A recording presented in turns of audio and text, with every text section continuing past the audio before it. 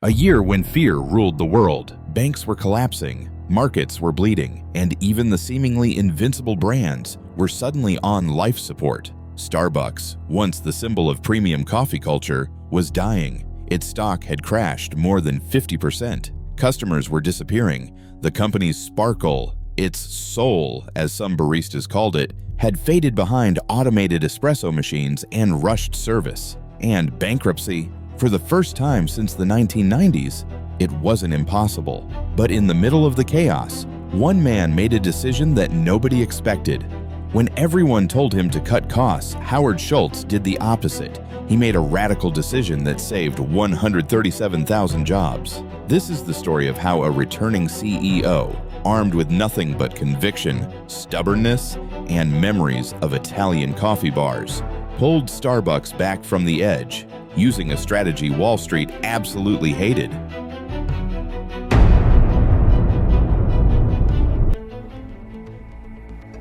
Long before the crisis, before the fall, Starbucks was just a small Seattle coffee shop.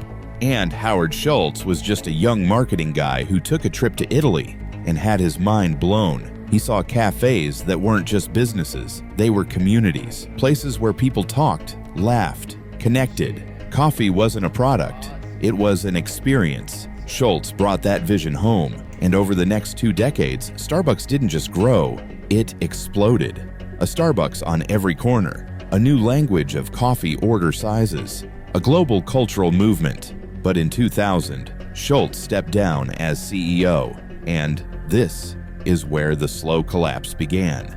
The new management team was obsessed with speed, with efficiency, with expansion. More stores, faster service, bigger profits.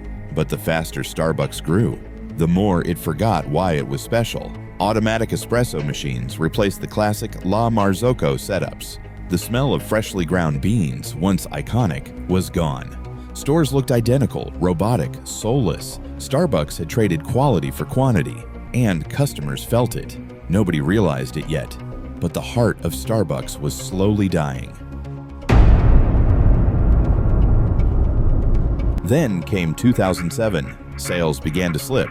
Quarter after quarter, store traffic dropped for the first time in Starbucks history. Howard Schultz watched from the sidelines, horrified. And then something leaked. It was the memo heard around the corporate world. Schultz had written, privately he thought, that Starbucks was commoditizing itself, losing its magic, losing its romance. He didn't blame the economy, he blamed Starbucks. Wall Street hated it. Analysts called it a confession of failure. One headline read, "Sell Starbucks stock now."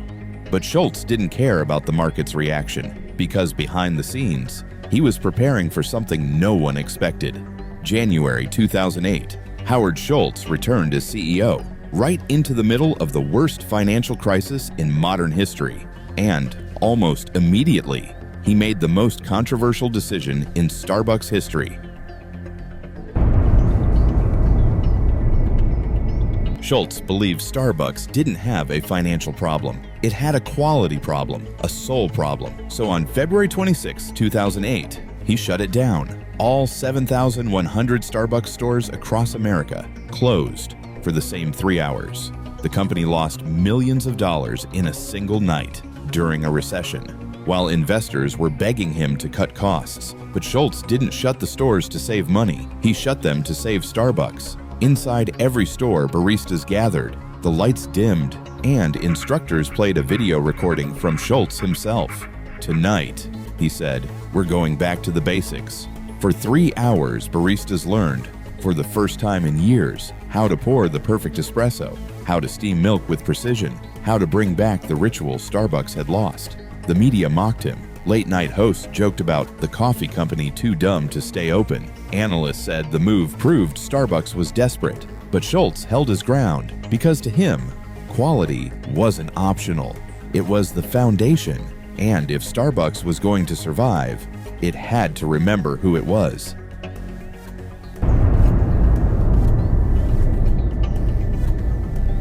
Then suddenly, Starbucks began to bounce back. Customer satisfaction rose, the brand rebuilt its identity, and the stock, once written off, began climbing again. Over the next years, Starbucks would triple in value. It would become one of the world's most admired brands. And Howard Schultz's crazy decision would be remembered as one of the boldest turnarounds in modern business history. And here's the lesson. In business, everyone talks about growth, about scaling, about efficiency. But sometimes, the smartest thing you can do is slow down, relearn your craft, rediscover your passion, reconnect with your customers, because profit follows purpose, not the other way around. Starbucks wasn't saved by cost-cutting. It was saved by courage, the courage to take a step back in order to move forward.